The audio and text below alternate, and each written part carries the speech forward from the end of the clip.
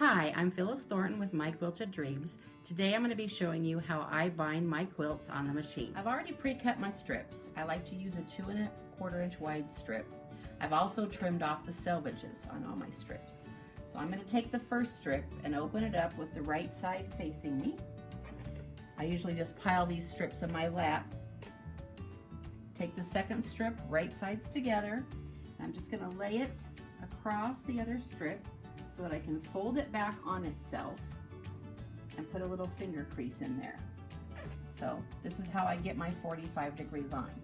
So these strips are lined up on the side here, lined up on the top, and I've just folded this top strip back onto itself, matching up the raw edges there and putting a good finger crease in there.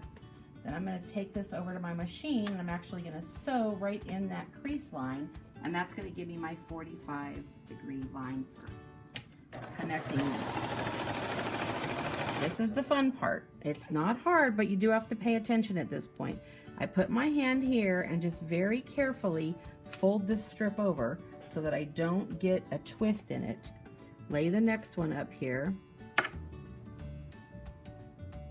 And I'm going to do the same thing. I'm going to lay it right sides together, fold this back on itself, put a pretty good finger crease in there, flip it back over, lining up the edges, stitch, and the crease. And I'm chain piecing all of this right through the machine so I don't get up until all of these strips are connected by the 45-inch line. Doing it this way just makes it go a little faster than pinning and pre-cutting, and it works fine for me. You just have to be careful to fold this over and make sure you're always doing right sides together. This is my last strip. I'm kind of holding it up here at the top too so that I don't stretch this strip out of shape. You can use pins if you're a pinner. I just don't happen to be a pinner. When I'm finished, I'm going to lift this up and give it a trim. These are all connected. I'm just going to cut them apart, and I'm going to go ahead and trim 1/4 of an inch away from that sewing line. You can use the rotary cutter and be more exact if you want, but if you've been sewing for a while, you can get pretty good at eyeballing a 1/4 inch seam.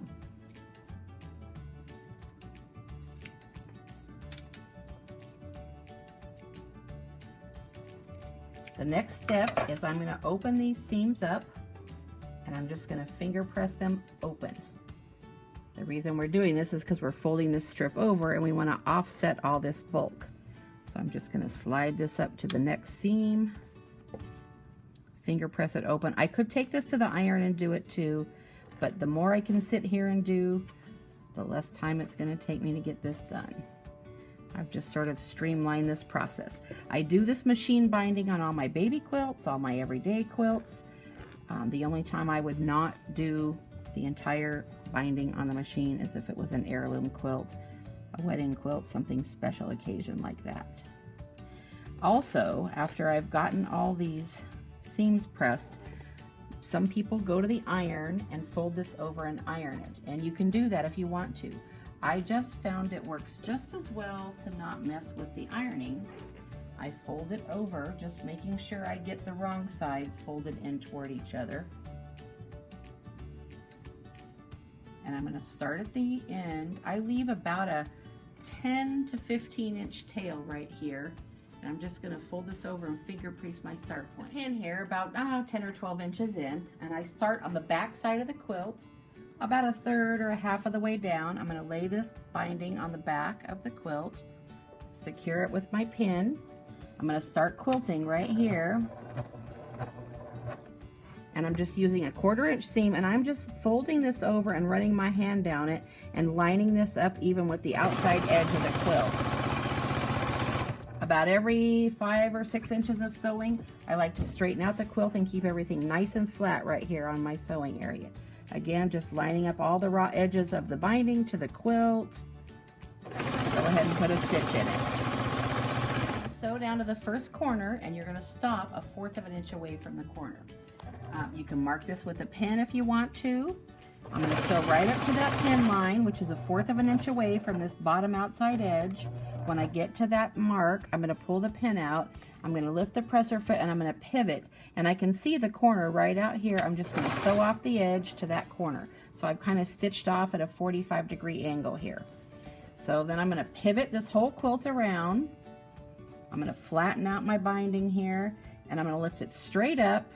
And what I'm doing here is aligning up this edge. I'm lining this raw edge of the binding with the raw edge of the quilt, and I'm also checking this fold to make sure that it's not cockeyed, that it's nice and square. Everything looks pretty straight. Put a good finger crease in that. Hold that with my finger, bring that right over, and there's a fold now at the top, and I'm going to start sewing right at the top. Again, take a few stitches, pull your binding around, line it up, running your hand down here. This is basically the same thing the iron would do, putting that crease in there. I just can do it with my hand. I'm going to stitch to the other corner. One more time. I'm going to sew down and stop 1/4 of an inch away from the outside bottom edge. That's where my pin, I have it marked. I'm going to pivot. I can peek under there and see the corner. I'm just going to sew to the edge of the corner. You would put your needle down. Mine goes automatically down, but you would put your needle down. Pivot the quilt around, pull it out away from the machine about 4 or 5 inches. Just lining up your raw edges here. You're going to come straight up with this binding. Put a finger crease in it. Just double check to make sure your edge is nice and straight here, and that this fold is at a nice straight angle there. Hold your finger right on that and bring it right back down. You've now got a fold at the top. I just left this thread in the machine so I can use it to kind of push this back up in there. Put my presser foot down, and I'm starting right at that fold, and I'm just going to go ahead and sew on down to the next corner. We've gone all the way around the quilt, and we're just about to where we started. I'm going to stop right here, and I like to leave from where I started to where I end about a 10 or 12 inch section. I'm just going to put a little back stitch in here. I'm going to take this out of the machine, and I'm just going to find about the halfway point. I just eyeball it and I stick a pin in there. I'm going to bring this binding forward, and I don't want to stretch it, but I just want to run my thumb along there as if it was being sewn, and I'm going to flip this down on a 45-degree angle like so. Pull my pin out and kind of put that pin right in there to sort of hold that spot. This is where I started, so I'm going to remove this pin, and again I'm just going to take my thumb and kind of walk it up to where it meets this other one. If I folded this one off to the right, I'm going to fold the opposite, the top one, off to the left. But I need to leave a little gap in there because we've got all these folds in here and there's a lot of bulk. If you don't leave a gap, this method isn't going to work. That gap's probably maybe 1/8 of an inch. And I'm going to go ahead and put a pin there and just give that a good finger press. Release my pin. I'm going to hang on to this fold mark, and I'm just going to kind of hang on to it with my thumb and lift this whole thing out. I want to open this up, and I'm going to lay it down here, and I want to again make sure this is nice and straight across here. I don't want to have this off cockeyed. I'm going to have it straight here. I want to put a good finger crease right in there. And then I'm going to go ahead and just take my scissors and cut 1/4 of an inch away from that creased line. Well, this makes a lot of people nervous, but you almost can't mess this up. Lift that off to the side. Now I'm going to pull this pin out. Again, I'm going to hang on to that finger crease just with my thumbnail there. Open this up. Get it nice and flat. Check to make sure it's straight across here. Put a good finger crease all the way in it. Lift it back, cut 1/4 of an inch away. If it's more comfortable for you to take this to the cutting board and use your rotary cutter, you can do that. Now these will only go back together one way. You almost can't mess this up. This is how they're going to go. This is why I like to leave a big gap in here so I have room. I'm going to lay these together, right sides together, and I'm just going to put a pin, and I'm leaving about 1/4 of an inch right here of a tail sticking out here, and then I'll come down here and check it, and I should have about 1/4 of an inch out here as well. Put a little pin, and now I can kind of fold this over. It's a little bulky right here, a little cumbersome, but you'll get used to it. stick that right on my machine. Sew the 1/4 inch seam. Pull the pin out. I'm going to go ahead and trim that little bunny ear, dog ear, whatever you want to call it. I'm going to trim this one. I'm going to open this up and flatten this seam just like we did all the rest of it. So now basically this looks just like connecting all the other strips. No one will ever know where you started and where you stopped. I'm going to fold this back over, put this back in the machine. I'm going to start about 1.5 inches away from where I ended up here. It's real important to keep all this nice and flat too. Fold this over, kind of run my finger down it, get it nice and flat, and I'm just going to sew on until I've met up with this other seam over here. Now we're going to turn the quilt over to the top, and we've got all these little threads in the corners. We're going to go ahead and clip those out of our way, and I like to just go ahead and poke my thumb down into that corner and kind of get my corners ready to sew. So you can see the sewing line right here. We're going to bring this fold just past that sewing line, and we're going to just kind of smooth it out right here, finger press it. And you can see when I did that, it just sort of creates like a natural miter right there. We're going to fold this top piece over, and you have to manipulate this. Sometimes it wants to go one direction over the other. You just, either way, whichever works for you to get a nice smooth miter there. And then I'm going to go ahead and put a pin right here just in the corner, just to hold my corner down while I'm sewing the rest of the quilt. I'm going to start about 5 or 6 inches down from that corner. Again, I'm going to bring this fold over just past that stitching line that I created when I sewed this binding on. And I like to just increase my stitch a little bit. Maybe just, I've got it at a 3.0, just a little bit longer stitch because you're going through a lot of bulk at this point. So I'm going to fold this over just right past and just kind of smooth it down with my hand. And I like to pick a line on my presser foot that's, I want to sew as close to this fold as I can. So I pick a line about halfway between where my needle is and the edge of this right here, imaginary line right there. And that's what I line up on. I'm just going to take a few security stitches, and then I'm going to smooth this out again, and I'm just going to go. This takes a lot of practice to get this line close to the edge without going off the edge, and close enough to the edge where it looks neat. Practice, practice, practice. By the time you do the 3rd or 4th one, it'll look like you've been doing it forever.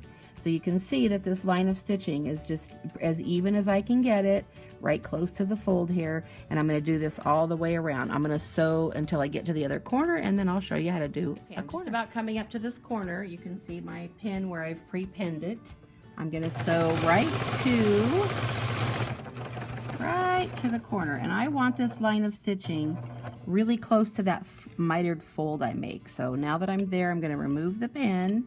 I'm going to pivot, and I just want to sew right on top of that fold. I don't go all the way out to the edge, maybe a stitch or two away. Then I back stitch right on the same line. I'm going to put my needle down, and I'm going to pivot, and I'm just going to pivot right on around. Sometimes you have to kind of hold your finger here and give it a little push because you got a lot of thickness going on there, and continue right on. And by going close to this fold without going over, this line of stitching on the back doesn't exactly go right in the ditch, but it goes really close to it. So if you've got a thread that kind of blends in with your backing, it'll just look seamless. So I'm going to go ahead and sew to the next corner and show you that in just a minute. I'm going to show you this corner one more time. And again, before I started this, I went ahead and pre-mitered and pinned all 4 of my corners. Just helps them hold them down so when you get to them, you don't have any fuss. We're going to go right to the edge of that fold, needle down, pivot, remove the pin, just go right along that folded edge. I go real slow at this point because you are going through a lot of layers. Back stitch. If I go 4 stitches forward, I back stitch 3. That way I might have to take 1 extra stitch right here to pivot around, stop and flatten everything out, and sew on down to your next corner. Coming up on our last corner, I'm going to show you that corner one more time. I'm going to go ahead and take that pin out and hold my finger there. I'm going to come right up to that miter corner, pivot, 3 stitches forward, 2 backward, and I do go pretty slow at this point. turn the corner, and you can see our threads here. This is where we started. I like to sew about maybe 1 inch past where I started. Just go right over that line of stitching just to secure it, and then hold it in place. Do some little security stitches. Lift it up, clip the threads, and voila, your binding is finished. Here's our finished quilt. I hope you enjoyed this video. I hope you found it helpful. Please like and subscribe, and we'll see you next time.